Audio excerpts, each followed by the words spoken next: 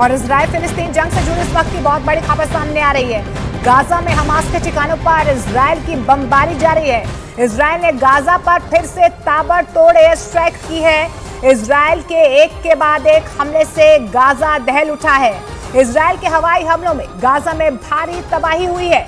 तो गाजा में इजराइल के हवाई हमले लगातार जारी है। एक बार फिर से इजराइल की तरफ से ताबड़तोड़ हवाई हमले किए जा रहे हैं। जानकारी मिल पा रही है गाजा में भारी तबाही हुई है।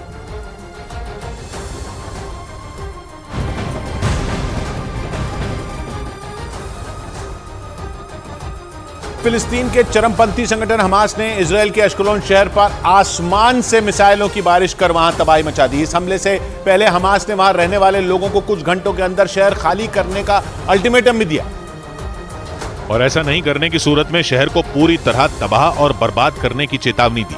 लेकिन दावा किया गया कि हमास की इस धमकी को इजराइल ने गंभीरता से नहीं लिया, जिसके बाद वक्त पूरा होते ही हमास ने अश्कलोन पर ताबड़तोड़ हमले शुरू कर दिए।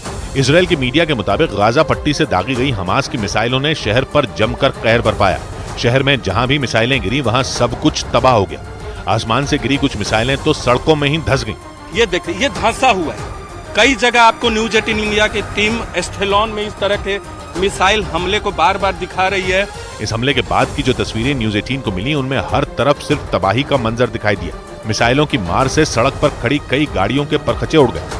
दावा किया गया कि अश्कलोन को तबाह करने के लिए हमास पिछले 4 दिन में 600 मिसाइलें दाग चुका है। इसे अश्कलोन समेत इजराइल के तमाम शहरों में मिसाइल हमले और आतंकियों से बचने के लिए शहर की हर इमारत और हर मकान में सेफ जोन बनाए गए।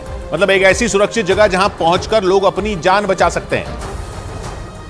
क्योंकि इजराइल और हमास की दुश्मनी दशकों पुरानी है, जिसकी वजह से 7 अक्टूबर को हमास ने इजराइल पर मिसाइल और बमों की बारिश कर दी। लेकिन सबसे ज्यादा खतरा इजराइल के अश्कलोन शहर पर मंडरा रहा है, क्योंकि ये शहर गाजा के बिल्कुल नजदीक है। इसी वजह से गाजा से दागी गई मिसाइल को वहां पहुंचने में कुछ ही मिनट का वक्त लगता है।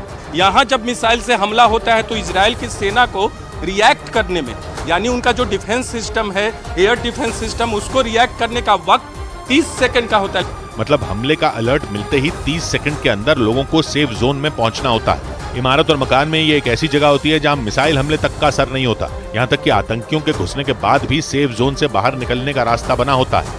इसको उठा देंगे, इसको उठा दिया। अगर आतंकवादी अंदर भी आता है तो आप इससे ऊपर चले जाएंगे और अपने आप को बचा लेंगे। हालांकि हमास के हमले से शहर की कई इमारतों को भारी नुकसान पहुंचा।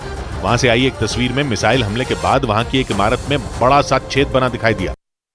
न्यूज 18 की लाइव रिपोर्टिंग के दौरान अश्कलोन शहर में मिसाइल हमले के अलर्ट का सायरन बजने से वहां भगदड़ मच गई, क्योंकि जैसे ही न्यूज 18 की टीम ने हमास के हमले से जुड़ी जानकारी देनी शुरू की, वहां हमले के सायरन बजने लगे, जिससे शहर में अफरा तफरी मच गई। क्योंकि सायरन बजने का मतलब था कि अश्कलोन शहर पर हमास ने एक बार फिर एयर स्ट्राइक कर दी।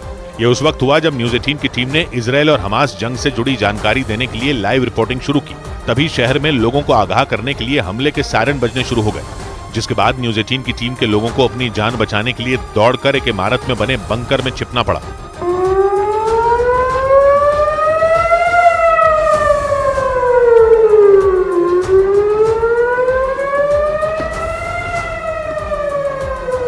हमास के हमलों की वजह से अश्कलोन के हालात बेहद खराब हो चुके हैं। आसमान से बरसते बमों और मिसाइलों की वजह से मकानों की दीवारें दरकने लगी हैं। वहां गिरा, घर के में जो शीशे थे, शीशे का जो फ्रेम था वो पूरा का पूरा नीचे आ गया। ये यहाँ। हालांकि इजराइल की सेना हमास के हमले का मुंह तोड़ जवाब दे रही है, लेकिन इसके बाद भी वहां रहने वाले लोग बुरी तरह डरे हुए हैं।